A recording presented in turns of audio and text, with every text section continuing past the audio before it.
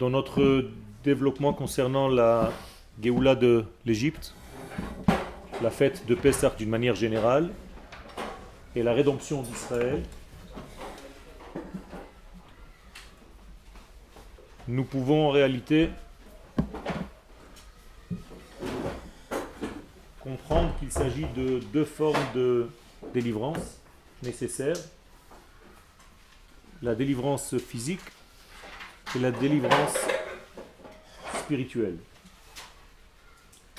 C'est-à-dire que le corps ne doit plus être soumis au niveau physique à quelques forces qui sont contraires à sa nature. Et la même chose au niveau de l'esprit. L'esprit d'Israël ne doit plus être assujetti à aucune force étrangère à sa structure intérieure. C'est la sortie d'Égypte. La sortie d'Égypte, c'est le début de cette libération, de cette double libération. D'accord ?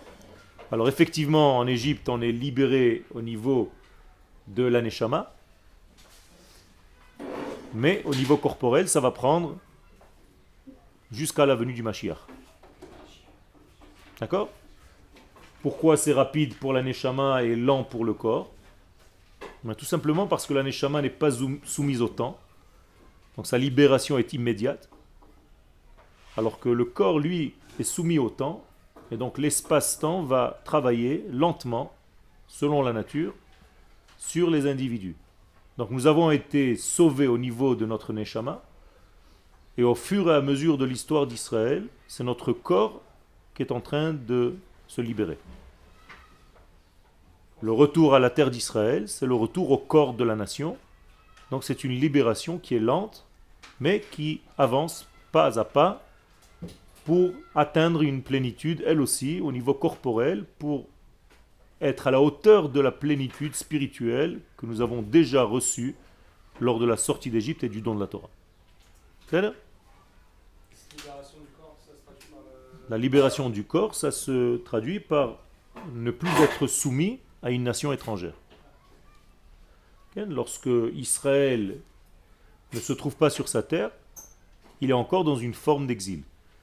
Donc il faut aussi se libérer de cette forme d'exil pour revenir sur sa structure normale, sur la terre qui correspond à sa nature et au rôle qu'Israël a à jouer sur le podium de l'humanité.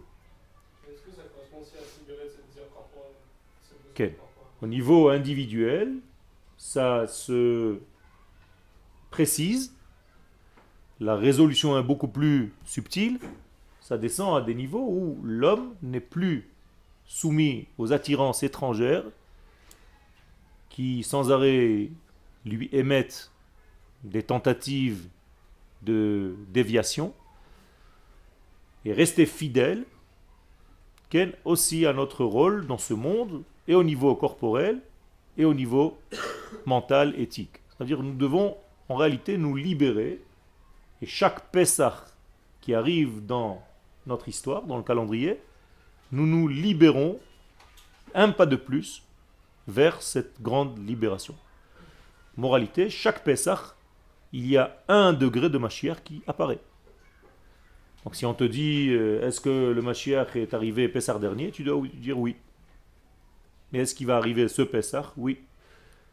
Et le Pessah d'avant? Oui. C'est-à-dire, chaque Pessah, il y a eu une étincelle messianique de plus dans le monde. Ça ne se fait pas en une seule fois, parce que justement, ça doit s'habiller dans la structure de la nature qui, elle, est soumise au temps. Rappelez-vous, tout ce qui est soumis au chiffre 7, soumis à la nature.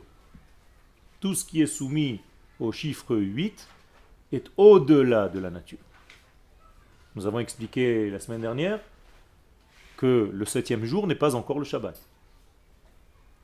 Le 7e jour, c'est un jour de plus après les 6 jours qui sont passés. À partir du moment où tu l'appelles le 7e jour, c'est qu'il est encore soumis au chiffre. Il n'a pas encore de nom. Mais le 7e doit aboutir au 8e degré. Et le 8e degré, c'est Shabbat.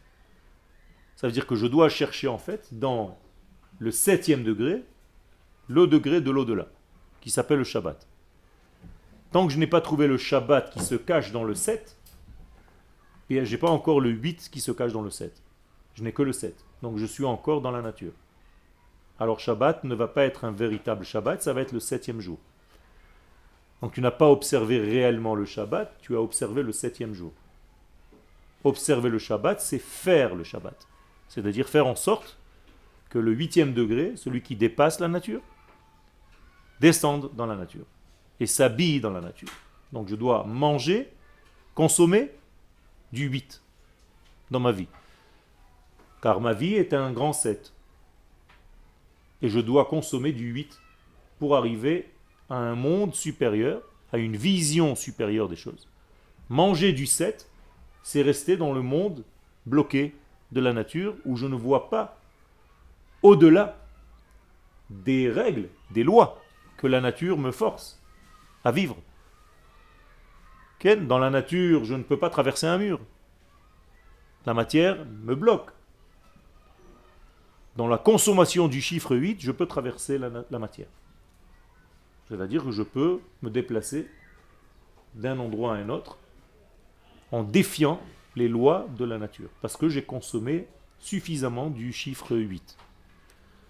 Un prophète consomme du chiffre 8. C'est pour ça qu'il est capable de voir l'avenir, alors qu'un homme normal ne peut pas voir l'avenir. Puisque le temps te bloque. Ce sont les lois du 7. Tu ne peux pas savoir ce qui va se passer, ne serait-ce que dans les 5 minutes qui viennent. Mais un prophète, oui. Pourquoi? Parce qu'il est au-delà du temps.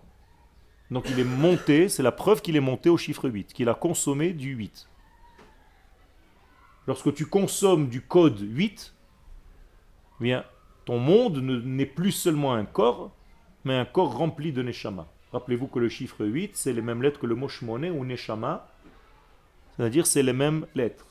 C'est le monde de l'âme, de la Neshama, qui elle n'est pas soumise aux lois de la nature, de l'attraction. Effectivement, quand tu rêves, tu n'es plus dans le chiffre 7, tu es dans le chiffre 8. Vous comprenez maintenant pourquoi? C'est pour ça que dans tes rêves, tu peux sauter, tu peux voler, tu peux traverser la matière, tu peux faire des choses que dans ta vie réelle, entre guillemets réelle, tu ne peux pas faire. Alors, qu'est-ce qui s'est passé? Mais tout simplement, tu as laissé reposer ton 7, c'est-à-dire ton corps, et tu as libéré ton 8, ta neshama. Et donc la nuit, pendant que tu dors, ton rêve est de l'ordre du chiffre 8. D'accord? Donc ce chiffre 8 te permet de faire des choses que normalement tu pourrais faire, même au niveau de ton corps réel, matière. Mais que tu n'arrives pas à le faire parce que justement il y a encore un décalage entre ton chiffre 8 et le chiffre 7. Quand on arrivera à vivre le 8 dans le 7, eh bien on réalisera ce que aujourd'hui nous sommes capables de réaliser seulement pendant les rêves. Et là on le réalisera dans toute notre vie d'une manière éveillée. Vous comprenez comment ça marche? On sera capable de voler ou faire des choses que... Nachon. Moi, ce que je comprends pas, Quel? donc, je comprends que l'âme se libérer, Neshama Shmoné, Quel? donc c'est pas matériel. Comment c'est pas matériel? Comment notre corps, Quel? qui lui, Quel? dans sa perfection, Justement parce que tu élèves ton corps au niveau de ton âme. Tu arrives à élever de la même manière que ton corps, dans ton rêve, ton corps vole. Oui ou non? dans les rêves, Oui, dans le rêve. Donc c'est toujours un corps, même dans ton rêve c'est un corps. Mais c'est un corps qui est devenu très raffiné. Donc même le corps de ton rêve n'est plus le corps de ton éveil. Le jour où le corps de ton éveil atteindra le degré du corps de ton sommeil, eh bien tu pourras voler. il n'a pas la même nature. Nachon. Il est dans la même nature profonde qui n'est pas encore réalisée. Alors comment est-ce qu'on arrive à... Non, c'est la même chose. C'est la même chose. Seulement, comme nous avons l'impression par une illusion d'optique que nous sommes bloqués dans un système, eh bien on est bloqué. Dès que tu te débloques, en réalité tu arrives à faire des choses que tu ne peux pas faire d'une manière normale. Je te donne un exemple. La mer, c'est quelque chose qui est bloqué, c'est la nature, ce sont des lois. Donc la mer, c'est le chiffre 7. Mais lorsque le peuple d'Israël avance à la sortie d'Égypte devant la mer, qu'est-ce qui se passe? Elle s'ouvre. Autrement dit, le 7 s'est ouvert. Il a laissé en réalité le 8 pénétrer. Et donc la nature de l'eau a changé. Ne serait-ce que pour le moment où le peuple d'Israël a besoin de le traverser. Et après, la nature revient à ses conditions premières. Autrement dit, il n'y a rien qui peut me bloquer réellement si je suis dans la Emouna totale. Dans la Emouna, je suis dans le chiffre 8. Dans le manque de Emouna, je suis bloqué dans le 7. Donc toi, tu te dis, quand tu arrives devant la mer Rouge, je ne peux pas voler, ça c'est dans mon rêve. Comme tu viens de le dire. Oui, mais quand ton rêve en réalité et la réalité deviennent une seule et même chose, Beshuv Hashem et Shivat Tzion Hainu Kecholmim. Traduction, le jour où nous revenons en Eretz Israël, on est comme au moment du rêve. C'est-à-dire on est en train de monter au chiffre 8. C'est-à-dire qu'en Eretz Israël, lorsqu'on reviendra sur notre terre, on fera des choses que la logique ne comprend même pas. Qu'une nation normale, basique, ne pourra jamais faire. Parce que dans sa compréhension, c'est impossible qu'on fasse ce qu'on peut faire ici en si peu de temps. Et d'ailleurs, demandez à n'importe quelle nation du monde, ce que nous avons réalisé ici en 65 ans, c'est impossible, ça prend au moins 600-700 ans, pour n'importe quel pays au monde. Alors qu'est-ce qu'il y a eu? Une accélération? Mais justement, Beshuv Hashem et Shivat Tzion, quand Akadosh Baruch Hu revient, et c'est là encore la preuve qu'il est caché dans le processus de notre retour, eh bien on arrivera à faire des choses en très peu de temps, car ça ne s'habille plus dans le temps en réalité, des choses qu'il aurait fallu des centaines, voire des milliers d'années pour les réaliser. Ce qui prouve que ta nature change pour revenir à sa véritable nature. Or, quelle est notre véritable nature, le 7 ou le 8? Le 8, maintenant vous comprenez. D'où est-ce que je tire ça? Eh bien, nous disons, Me'ever la nahar yashvu avotechem. Nos pères, Abraham, Yitzhak et Yaakov, viennent de l'au-delà du fleuve. C'est une expression, c'est un code, c'est une métaphore. C'est-à-dire le fleuve, de ce côté du fleuve, c'est le 7, de l'autre côté du fleuve, on est déjà dans le 8. Abraham vient du 8. Et d'ailleurs, les gens qui sont dans son environnement, dans son entourage, ne s'y trompent pas. Ils lui disent, Nessi Elohim ata betochenu. Arrête de nous raconter des histoires, tu n'es pas un homme comme les autres. Tu es un représentant de Dieu parmi nous. Autrement dit, tu es un extraterrestre. C'est ce qu'ils lui disent à Abraham. Alors que lui, il veut jouer. Ger vetoshav anochi imachem, je suis comme vous, moi je suis ger et toshav. Il dit, Ken, arrête de nous raconter des histoires. Nessi Elohim ata betochenu. Tu viens d'un autre degré. Pas la peine de nous embrouiller.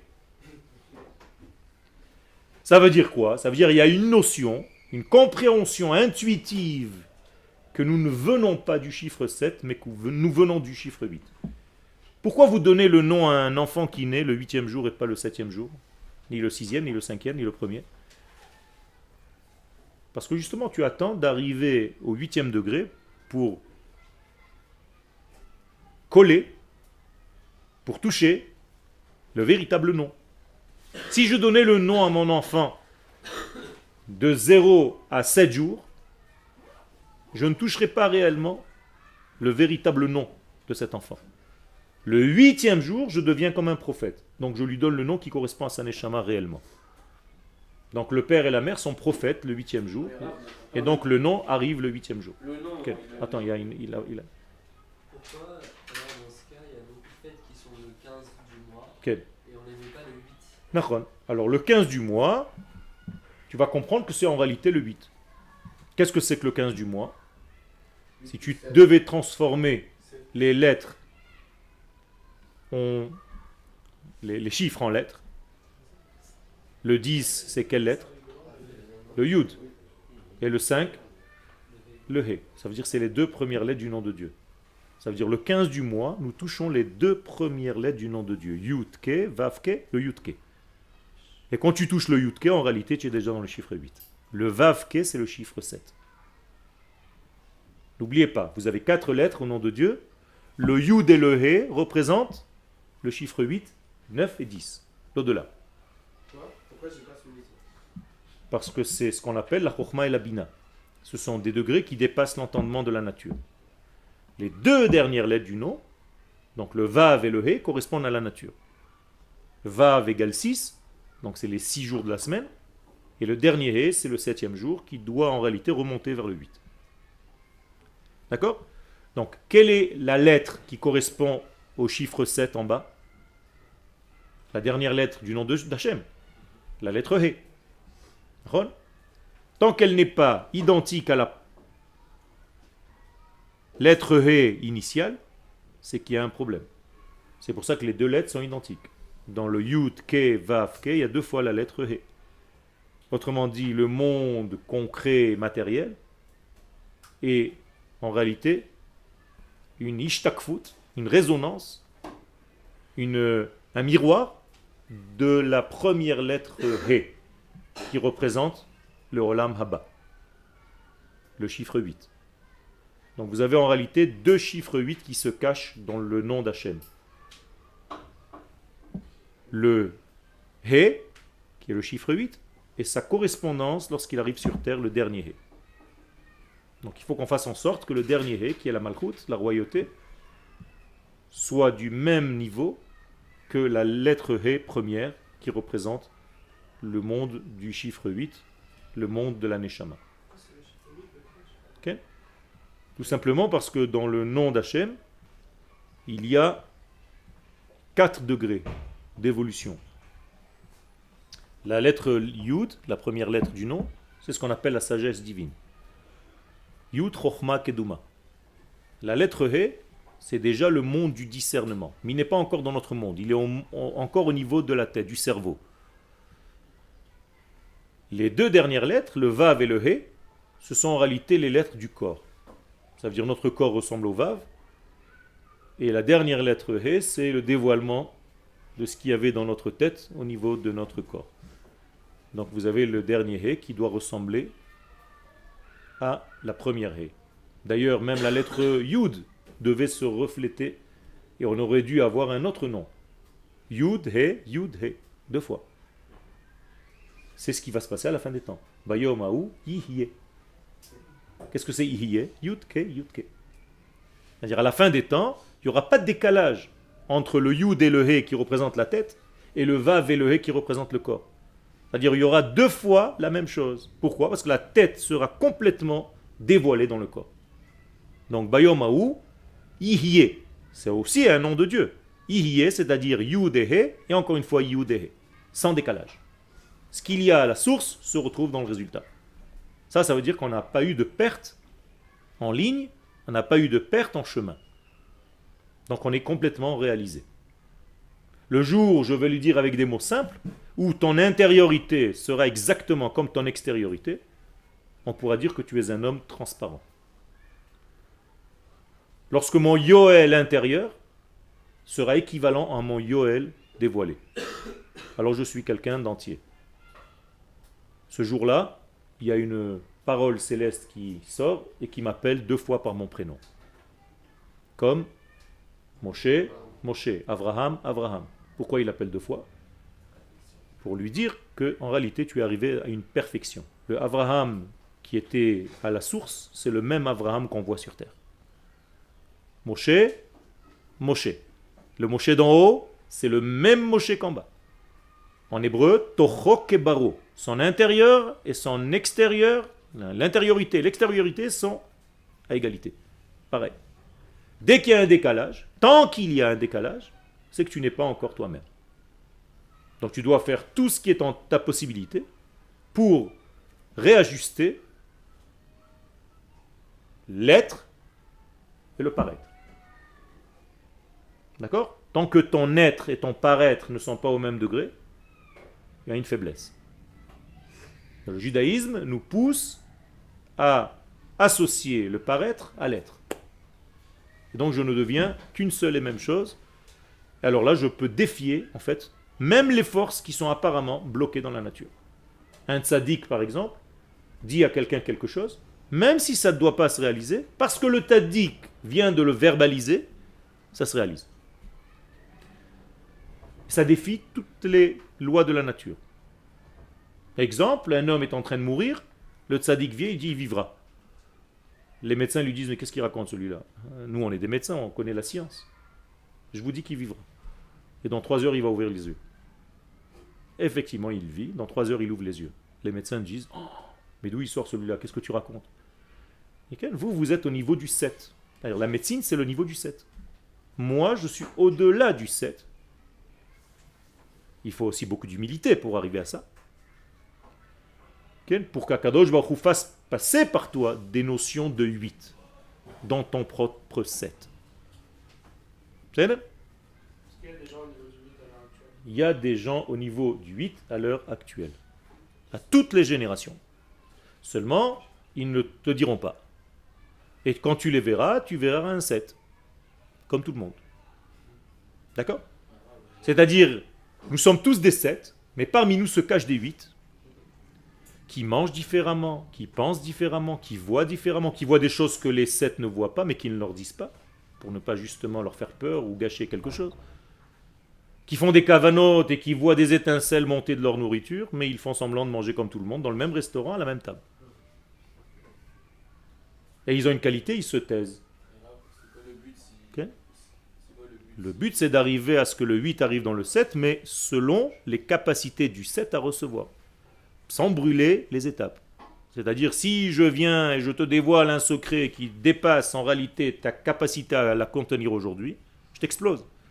Ça ne sert à rien de t'avoir dévoilé ce secret. Donc il faut que je fasse attention, quel secret je donne à mon élève. D'accord? Il faut que je sache que mon élève est au niveau de recevoir ce que je lui donne. Sinon, ça ne sert à rien. Je vais lui causer une implosion intérieure. Une grande lumière dans un petit ustensile, c'est comme du 220 volts sur une ampoule qui est seulement de 30. Elle explose immédiatement. Pourquoi? Parce que tu as voulu faire un court circuit.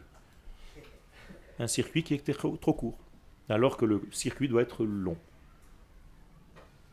C'est de là que vient le mot court-circuit. N'essayez pas de raccourcir les circuits. Vous allez vous brûler.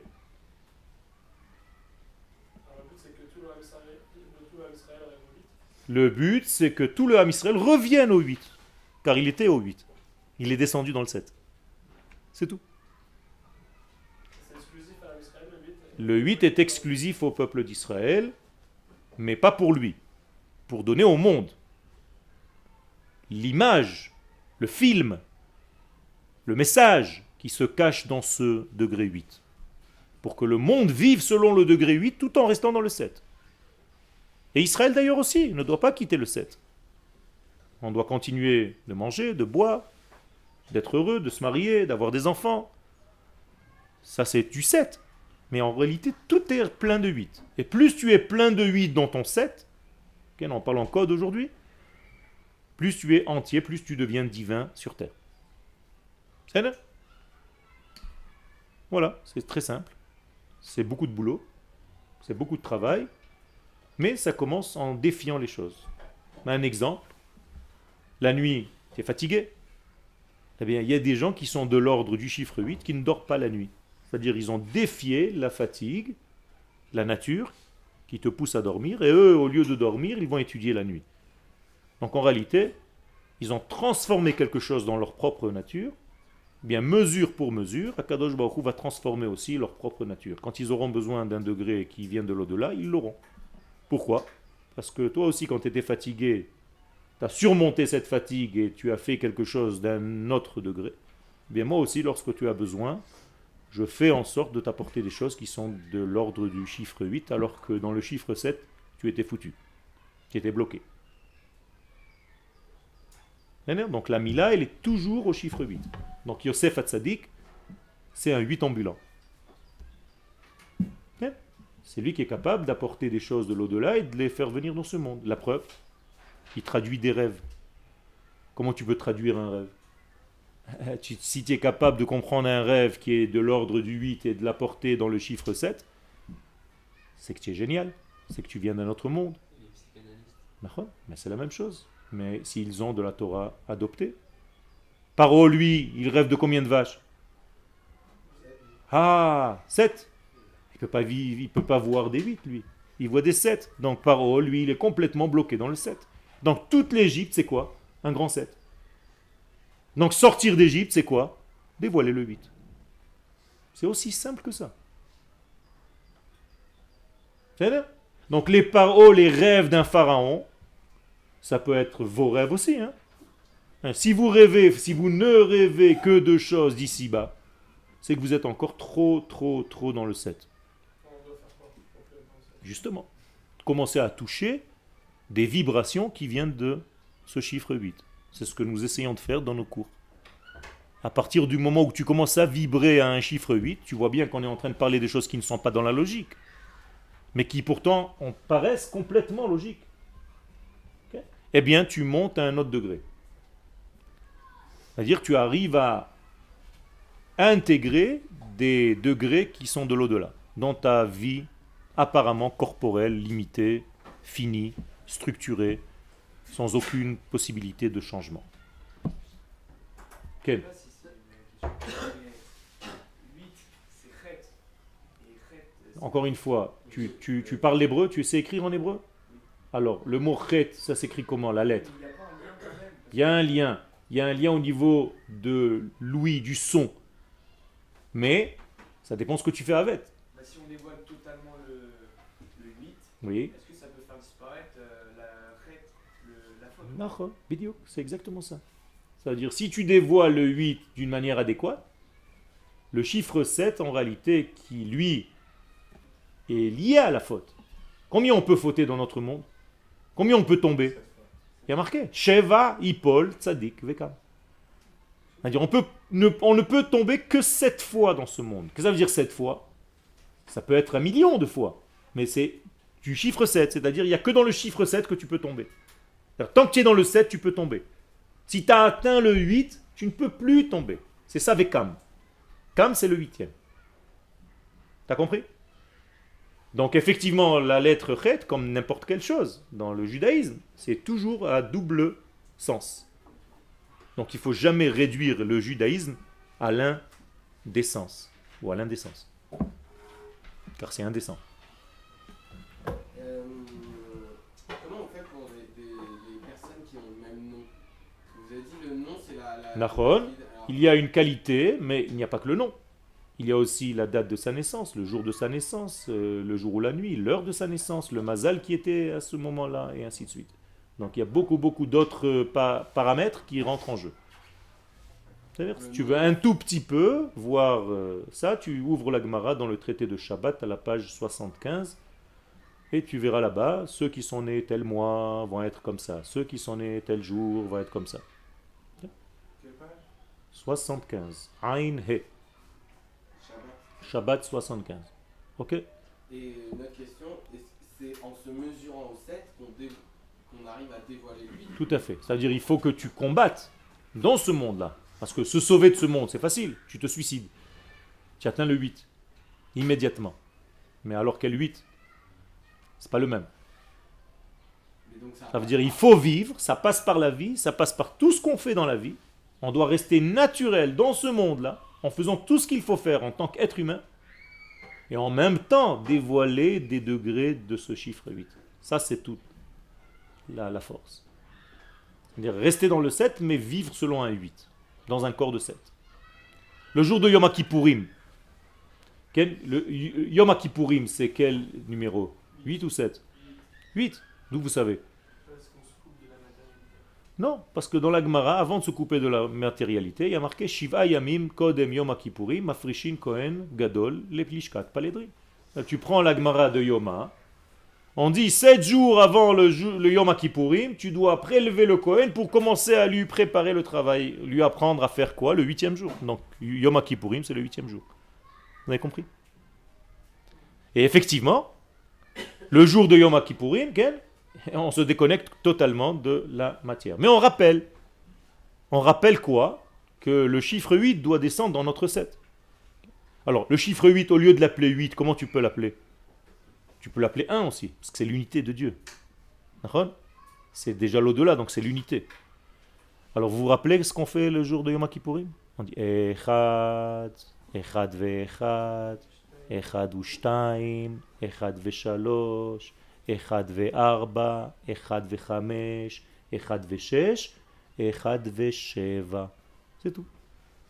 Ça veut dire que tu essayes d'amener le 1 dans les 7 degrés d'en bas. Clair ou pas? À chaque fois que je fais descendre l'unité divine dans les 8 degrés d'en bas, dans les 7 degrés d'en bas, ben j'ai gagné. On peut pas toujours être dans le niveau du 8. On doit être tout le temps dans le niveau du 8 et du 7 en même temps. C'est le rêve de Yaakov. Une échelle qui est posée sur terre, mais qui touche le ciel. Et les anges montent et descendent. Qu'est-ce que c'est que ces anges-là? Ce sont toutes les énergies qui montent vers le chiffre 8 et qui redescendent le message vers le chiffre 7. C'est tout. Je reçois l'émission du 8 dans mon 7. Donc à chaque instant, tout le temps. Donc je dois vivre en réalité dans deux mondes. Simultanément. Je vis dans mon monde de 7, dans une compréhension, dans une intégration du chiffre 8, à l'intérieur de mon 7. C'est clair ce que je suis en train de dire? C'est très simple, hein? Mais ça, il faut bosser pour arriver. Comment est-ce que le Aleph initial descend dans le monde du 7? C'est Aleph et la lettre Zain. Az. Az Yashir Moshe. Qu'est-ce que c'est Az Yashir Moshe? C'est le chiffre 8. C'est le Aleph qui a rempli le 7, alors tu peux commencer à chanter.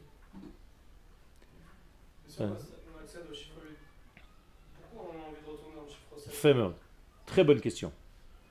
Si nous étions une Torah de philosophie, on aurait dit que lorsque les anges montaient, eh bien ils continuaient à monter. Malaché Elohim, olim ve olim. Alors que le judaïsme te dit non. Kadosh Baruch Hu t'a créé dans le monde de la matière, c'est pour que tu amènes le monde de l'au-delà dans ce monde de la matière. Donc le but, c'est pas de monter, c'est de monter pour redescendre. Donc la fête du Kohen Gadol, quand est-ce qu'on lui faisait? Quand il rentrait au Kodesh HaKodashim ou qu'il en sortait? Quand il en sortait. C'est-à-dire, le Kodesh HaKodashim, c'est quel chiffre? 8. Et notre monde? 7. Donc on lui faisait une fête quand il revenait dans le 7. D'ailleurs, on le faisait jurer avant qu'il rentre. Comment on dit faire jurer en hébreu? Mashbi'in oto. Qu'est-ce que ça veut dire Mashbi'in oto? Quel chiffre? Sheva, 7. Donc on lui fait promettre de rester dans le 7. Ça s'appelle Shvoa. Ceux qui ne comprennent pas, ils disent serment. Mais en réalité, c'est Sheva. C'est la même racine. Pourquoi on fait des fêtes quand il revient dans le 7 alors qu'il devrait tout le temps être dans le 8? Non, il vient de poser la question. Ça fait un quart d'heure que je réponds. Alors, le but, c'est pas de rester dans le ciel. C'est de revenir avec le message du ciel dans le monde dans lequel nous sommes, dans le 7. Ça veut dire que le but, c'est pas de rentrer, c'est de sortir. Le but, c'est pas de rentrer à la yeshiva, c'est de sortir de la yeshiva. C'est bizarre ce que je suis en train de vous dire, Nachon? Ken? Ça veut dire qu'en réalité, ce que vous avez appris ici, il faut après voir les fruits dans la nature, dans la vie, dans la véritable vie. Pour l'instant, vous n'intéressez personne. Vous êtes en train d'étudier, vous êtes dans une bulle, vous êtes dans une arche de Noé. Faites pas de mal, vous êtes dans une petite arche, dans un coton, enveloppé, tranquille.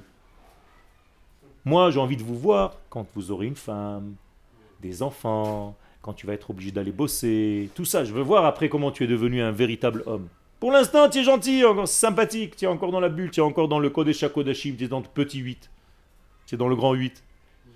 Tu fais du Luna Park. Okay. Le bébé dans le ventre de sa mère, il est dans le 7 ou dans le 8? Dans le 8. C'est pour ça qu'il est sous cette forme-là. Et quand il sort dans ce monde-là, il est éjecté dans le 7. Ça veut dire qu'on a jeté un 8 dans un 7. Encore un 8 au prochain. T'as compris? C'est une neshama ou un shemoné qui descend dans un corps. C'est tout. Donc vous êtes tous, nous sommes tous des 8 dans un corps de 7. Je ne vous ai pas embrouillé la tête, c'est très simple. Hein? C'est ça, Pessah, attention. Hein? Ça veut dire que si tu n'as pas compris que tu dois dévoiler ton chiffre 8, tu n'es pas sorti d'Égypte. Car l'Égypte, c'est le chiffre 7. Il a fait. Vous voyez, je peux faire tout le cours comme ça jusqu'à demain matin, rien qu'avec des 7 et des 8, et je peux vous raconter toute la vie avec ça. Okay? Il a fait. Israël, c'est le 8 ou le 50 de nations du monde. Combien de nations il y a dans le monde? 70. Maintenant, vous comprenez pourquoi. Je t'ai dit, je peux parler jusqu'à demain. C'est-à-dire, nous devons être le 8 du monde. Israël est le 8 du monde qui est le 7. Pas parce que nous sommes supérieurs, parce que notre source de Neshama est différente, c'est tout. Et donc nous sommes les prophètes du monde. Donc la prophétie doit travailler. J'ai reçu un mail d'un monsieur de France qui n'est pas juif, ok, qui m'a écrit un mail après avoir écouté un cours et qui m'a dit: depuis longtemps je lis que la prophétie est en train de revenir dans le peuple d'Israël pour le monde, mais maintenant, en écoutant les cours du Machon Meir, je commence à le comprendre. Un goy, c'est extraordinaire. C'est-à-dire qu'il a compris que la névoie, que la prophétie est en train de revenir sur terre. Ça veut dire que c'est un homme intelligent. Et il a compris qu'on aime les nations du monde, qu'on n'est pas là pour jeter les nations du monde. Au contraire. Mais nous avons un rôle à jouer. Et tant que nous ne jouons pas notre rôle, eh bien, on veut faire comme les autres. On veut sa 7000. Alors que nous, on doit être 8000. D'accord? Et c'est ça notre problème. On veut jouer le rôle du 7 en restant dans le 7 sans avoir rien à donner. Quel message tu apportes à donner? On attend de toi, tu es le représentant de Dieu sur terre. À chaque fois qu'on cherche un Dieu, où on va le chercher? Chez les Juifs. Il y en a encore un qui est accroché, ça fait 2000 ans. Pourquoi? Parce que les goïms savent que le chiffre 8 vient de chez nous. Donc ils vont aller acheter des dieux chez nous. Qui vendait des dieux? Le père d'Abraham. Il avait un magasin qui vendait déjà des dieux. Pourquoi il venait chez lui acheter? Parce qu'il y a marqué fourniture de 8. C'est tout. Je vous dessine tout, vous comprenez? Mais en réalité, c'est ça. Ken, vous avez d'autres questions? Tu es avec nous? Tu me regardes? Tu es dans le 8 ou dans le 7? Dans les deux. Il y a plusieurs questions là, alors décidez-vous. Vas-y. Allez, vas-y. Est-ce que on peut pas se brûler un peu les ailes? Oui. Oui. Oui, Vous avez compris ma question? j'ai compris, tout à fait. C'est pour ça que j'ai répondu tout de suite. On peut se brûler les ailes. Se brûler les ailes, c'est de rester dans le 8. Non, mais non. C'est-à-dire que par exemple, on sait que notre 8, c'est justement sortir du 7. Non. J'ai dit encore une Non, fois. mais sortir du 7 pour revenir. Il y a fait. D'accord. Ça veut dire c'est pas en réalité c'est pas une sortie, c'est tout simplement monter de niveau pour regarder quelque chose de plus haut et de revenir. Mais si tu ne sais pas quel est ton rôle, tu peux rester dans le 8. C'est ça être brûlé. Brûler, c'est pas que le 8 va te faire un dégât, il va te faire un seul dégât. C'est que tu n'as plus envie de revenir dans le 7. C'est ça le dégât. Oui, non, mais pas, là, alors je vais préciser ma question parce que c'est pas tout à fait ça. C'est vu que le 8 c'est sortir d'Égypte. Ok. Alors, est-ce que quand on a une volonté qui on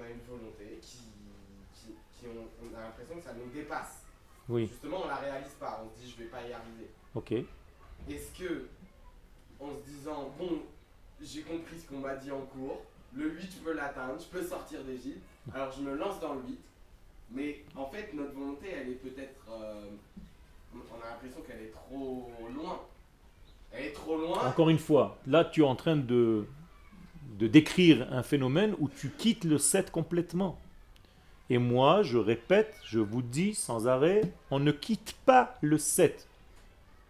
On reste dans le 7 et on monte voir ce qui se passe dans le 8. Mais on est toujours dans la structure du 7. C'est-à-dire que si tu veux faire ce que tu as à faire, il faut que tu prennes en compte la situation qui se passe dans le 7. C'est-à-dire, est-ce que la conjoncture actuelle me permet de faire ce degré-là ou cette affaire-là? Je dois rester dans la structure du 7. Je ne peux pas aller planer dans le 8. Tu comprends? Je dois respecter le rythme du 7. Je l'ai dit tout à l'heure. Est-ce que j'ai le droit de vous enseigner un enseignement qui vous dépasse? Non. Parce que je ne respecte pas votre rythme. Donc le 8, il est quand même raisonnable. Ben voilà, c'est pas qu'il est raisonnable. C'est que sa raison, c'est le 7. D'accord? Il faut tout le temps, quand tu montes dans le 8, garder un pied dans le 7. Et c'est pour ça que l'échelle de Yaakov, elle est toujours posée sur terre, même quand il monte dans le 8. Il n'a jamais quitté le 7. Attention. On ne quitte jamais le 7. Jamais. Au grand jamais. Si tu quittes le 7, t'es mort. Et c'est pas ce qu'Akadosh Baruch Hu veut. Non, tu te brûles les ailes. Nachon, c'est ça. Adam Marishan, lui, c'est le contraire. Lui, il était dans le 8 et il est tombé dans le 7. Nachon. Et son but, c'est de Nachon. retourner un aller-retour dans le 8. Ouais, exactement. Mais en fait, il est tombé dans le 7 parce qu'il a voulu, en réalité, goûter du 7. Il a voulu goûter, en réalité, du travail qu'il a à fournir. Mais il faut retourner au 8. C'est pas lui qui retourne dans le 8, c'est nous tous. C'est nous qui- Nous, c'est lui. Adam, c'est nous. Atta, tu t'appelles Ben Adam. Donc, en réalité, ton retour vers le 8, c'est comme son retour à lui. C'est la tchouva du monde. Vous avez dit justement, c'est ça que je comprends pas, c'est que le but c'est de retourner dans le 8, mais il faut ressortir après dans le 7. Non, c'est retourner dans le 8. Quand j'ai dit retourner dans le 8, c'est en réalité oublier ce que je vous ai dit. Ah ouais, C'est amener le 8 dans le 7, voilà.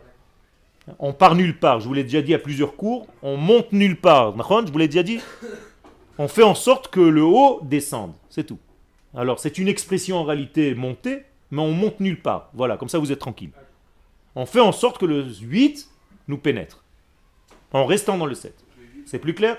Ok. Ça revient à la Shrina, en fait. Exactement, c'est ce qu'on appelle la Shrina. Donc en réalité, le chiffre 8, c'est la descente du feu divin. Ok.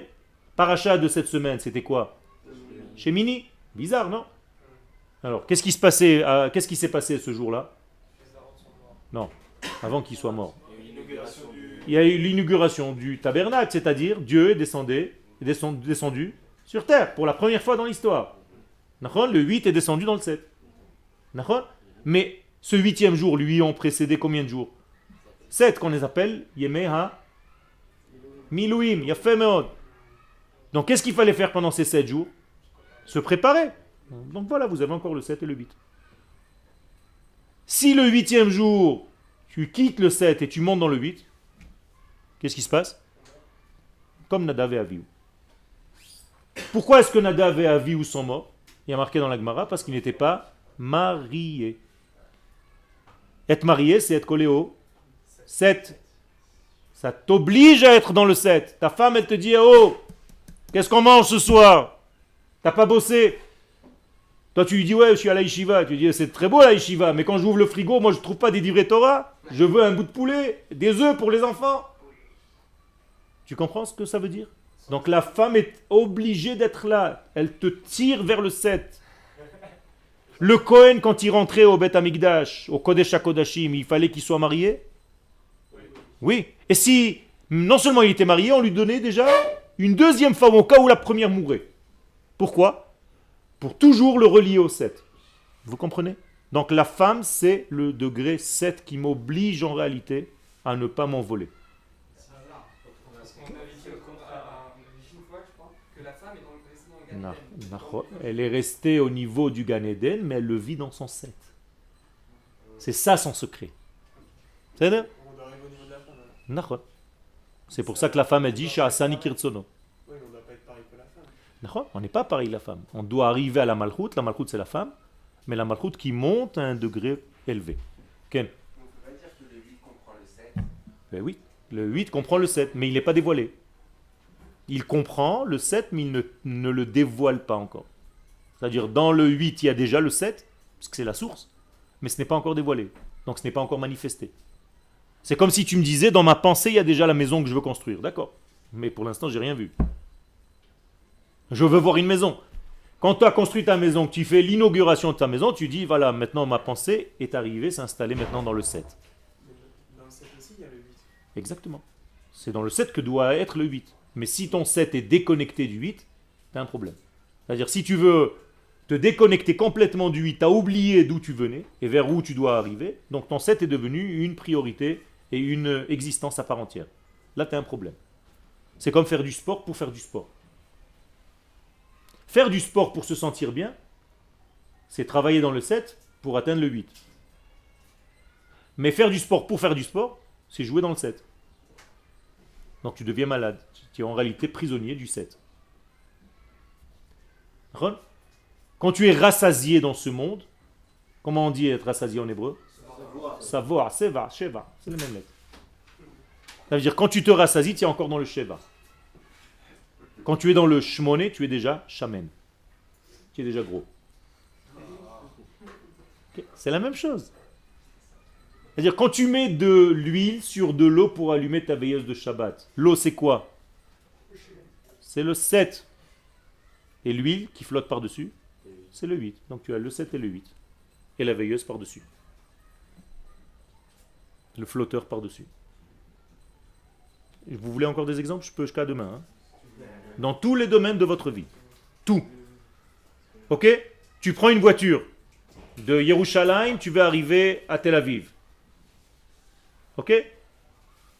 L'idée, c'est quoi? C'est le 8. Mais le chemin que j'emprunte, c'est tout le chemin, c'est du 7. D'accord? Parce que c'est l'idée première. C'est l'idée qui se cache. Mon but, c'est d'arriver là-bas. J'ai un truc à faire. Donc c'est le 8 dans mon idée maintenant. Mon idée, c'est le 8. C'est ma marshava. Donc, pour arriver à concrétiser cette marshava, je suis obligé de la descendre dans du 7. Donc je vais prendre une voiture qui est un 7. Je vais emprunter une route qui est un 7. Vous comprenez? Alors, à toutes les sciences qu'on étudie, genre. C'est tout du 7. C'est du 8. Non. Parce que C'est- c'est le monde de la marche à Nahon, mais c'est une marshava qui est liée encore à la matière. Si tu veux, c'est le summum de la marshava, mais c'est encore dans le corps. C'est pas encore du 8. Tu as raison qu'un chiffre, c'est quelque chose de virtuel. Ça n'a rien de concret. Mais c'est encore dans le monde du concret. C'est pas de ça que je parle. Moi, je parle d'un 8 qui est en réalité le 8 divin. Je comprends pas pourquoi, en fait, donc le but du 7, c'est de dévoiler le 8. Nahon. Mais dans ce dévoilement, il y a toujours justement un miout, il y a une perte de Nahon. alors je comprends pas. Donc on ne sera jamais Dieu. Tu as raison. C'est pas grave. Tu as raison. Ta question, c'était pourquoi je suis pas Dieu. Parce qu'il y a toujours une perte, en fait. C'est quoi le tachlit? Mais oui, tu as raison, tu as raison. Ben, c'est tout simplement, c'est jusqu'à l'infini. C'est-à-dire combien ça va durer de remplir le 8, le 7 du 8? Combien de temps ça va durer? C'est à l'infini. Parce que le 8 est déjà infini. Comment on marque le 8 en infini? En mathématiques, c'est un 8, non? Seulement il est couché, il attend. Mais pourquoi, par exemple, on doit amener, nous les juifs, on doit amener donc le 8 dans le 7 Nachon, pour les autres? Nachon.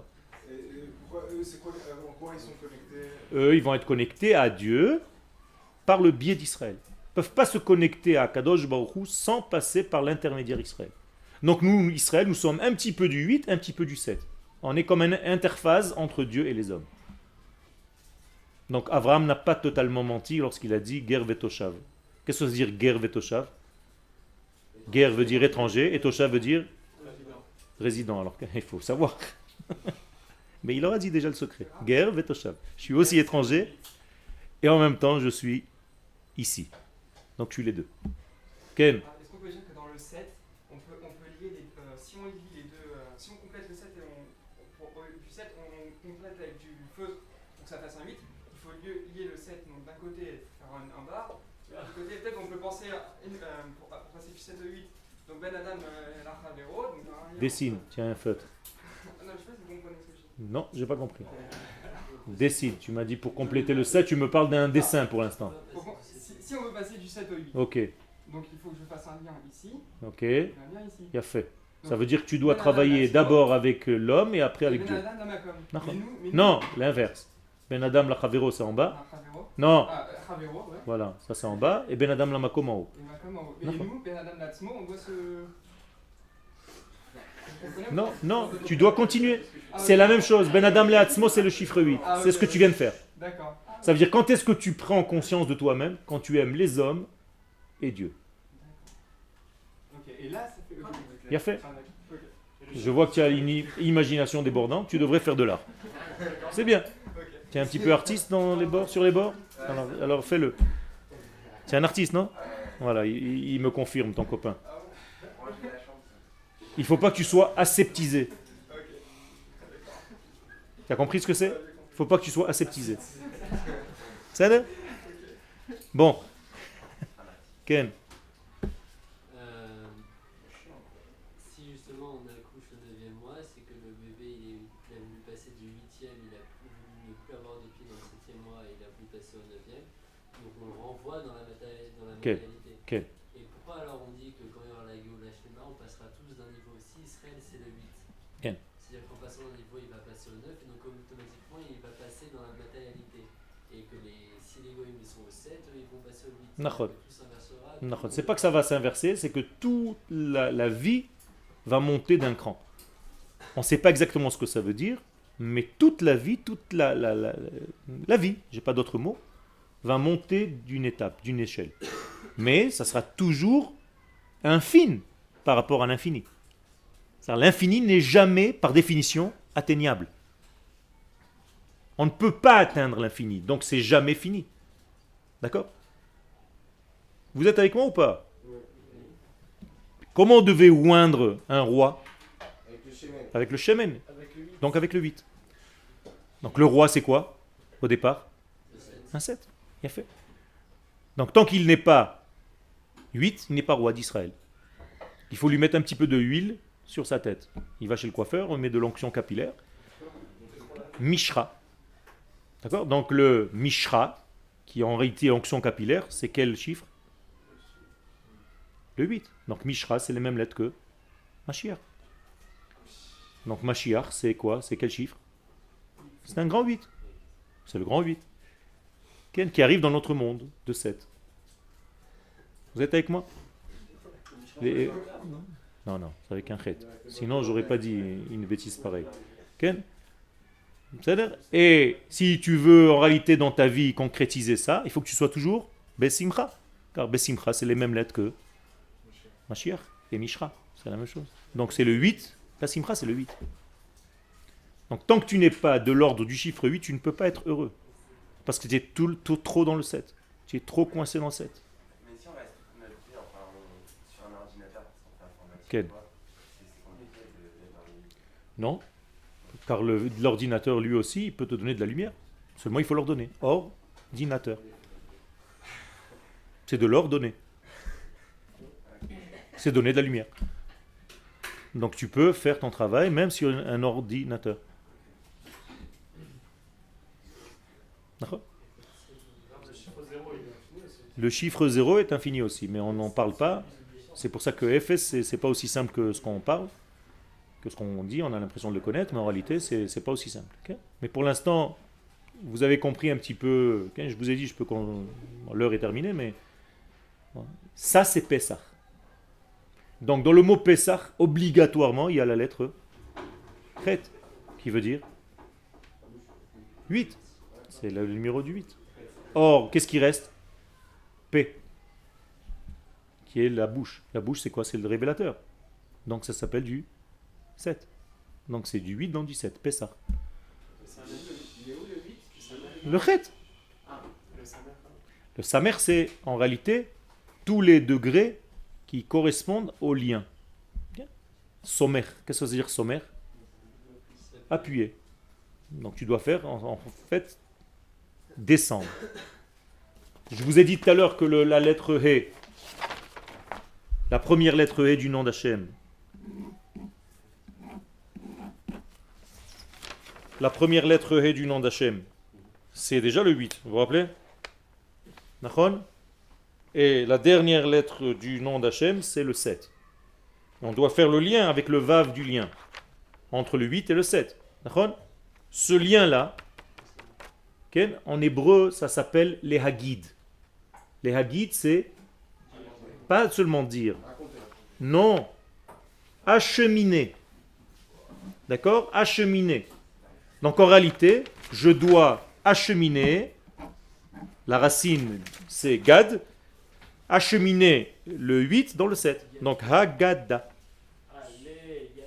C'est pas plutôt faire le lien justement parce que guide c'est en tendance. C'est un tendon, ça fait le lien. C'est la même chose. C'est acheminer le sang, acheminer les trucs. Donc le Haggadah chez le Pessah. D'accord? C'est bon, ça suffit pour aujourd'hui? Allez, bon 8.